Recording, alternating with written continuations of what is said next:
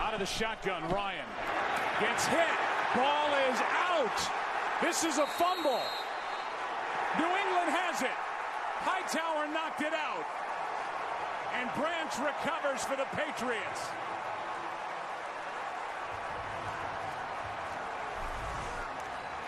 It looked like Devontae Freeman should have picked him up.